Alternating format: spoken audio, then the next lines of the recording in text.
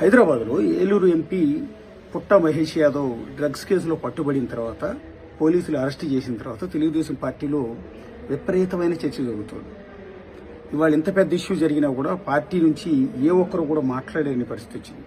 ఎందుకు అంటే చాలా కారణాలు ఉన్నాయి. అసలు పుట్ట మహేష్ యాదవ్కి ఏలూరు ఎంపీ సీట్ ఇవ్వటమే టీడీపీ అధిష్టానం చేసిన పెద్ద తప్పుగా ఆ పార్టీలో చాలామంది వాళ్ళ డిస్కస్ చేస్తూ ఉన్నారు.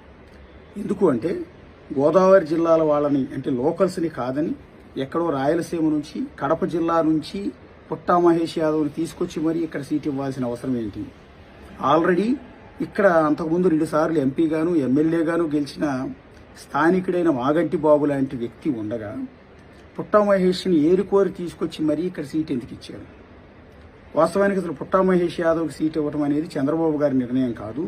కొంతమంది ఒత్తిడి వల్ల ఈ సీటు తప్పనిసరి ఇవ్వాల్సి వచ్చింది అనేది టీడీపీలో ఇప్పుడు ప్రధానంగా జరుగుతున్న చర్చ. ఇవాళ పుట్టా మహేష్ యాదవ్ డ్రగ్స్ కేసులో పట్టుబడటం వల్ల ఇలాంటి వ్యక్తిగా మేము ఓట్లేసి గెలిపించింది అని ఏలూరు పార్లమెంట్లో ఉన్న 7 అసెంబ్లీ నియోజకవర్గాల ప్రజలందరూ కూడా బాధపడే పరిస్థితి వస్తుంది. వైఎస్ఆర్ కాంగ్రెస్ పార్టీకి టీడీపీయే వెళ్ళి వాళ్ళ మెడని వైసీపీ చేతిలో పెట్టినట్టు అయిపోయింది. ఈ అంశం నుంచి టీడీపీ ఇప్పట్లో కోలుకునే అవకాశం కూడా కనిపించట్లేదు. ఎందుకంటే ఇది ఖచ్చితంగా తప్పు కనపడింది. ఇప్పటికే సోషల్ మీడియాలో కొంతమంది టీడీపీ కార్యకర్తలు దీన్ని సమర్థించుకునేలా అసలు పుట్టా మహేష్ యాదవ్ మీద కుట్ర జరిగిందని, బీసీ వర్గాలకు సంబంధించిన వ్యక్తి అని, ఇతని మీద తప్పుడు ప్రచారం చేస్తున్నారని కొంత సోషల్ మీడియాలో దాన్ని కవర్ చేసే ప్రయత్నం చేస్తున్నారని. అలాంటివి చేయొద్దు. తప్పుని తప్పని ఒప్పుకోవాలి. ఇక్కడ తప్పు జరిగింది. అతను డ్రగ్స్ పార్టీలో డ్రగ్స్ కన్జ్యూమ్ చేశాడు.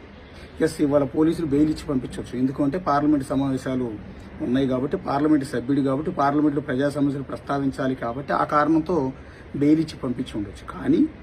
కానీ తాత్కాలికంగా అతను బెయిల్ మీద బయటకు వచ్చినా పార్టీకి జరిగిన నష్టం ఏంటి? ఒకసారి టీడీపీ కార్యకర్తలంతా కూడా ఆలోచించండి. నేనేదో వైఎస్ఆర్ కాంగ్రెస్ పార్టీ తరఫున ఇంకో పార్టీ తరఫున మాట్లాడట్లా.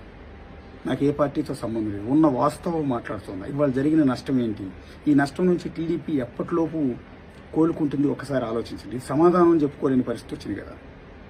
2 సార్లు అదే స్థానం నుంచి గెలిచిన మాగంటి బాబుని లోకల్స్ అంతా దేవుడు అంటారు. అవినీతి మచ్చలేని మాగంటి బాబు లాంటి వ్యక్తిని ప్రతి ఒక్కరూ మా ఇంట్లో మా బాబాయో, మా అన్నయ్యో, మా పెదనానో ఇట్లా ఈ రకంగా భావిస్తారు. ఆయన ఒక ఎంపీగాను ఎమ్మెల్యేగాను భావించారు. అంత మంచి నేమ్ ఆయనకి మాగంటి బాబుకి అక్కడ ఉంది. అవినీతి చేసి ఏనాడు మాగంటి బాబు ₹1 కూడా సంపాదించలేదు. ఉన్న డబ్బు అంతా తీసుకెళ్లి జనాలకు పెట్టాడు.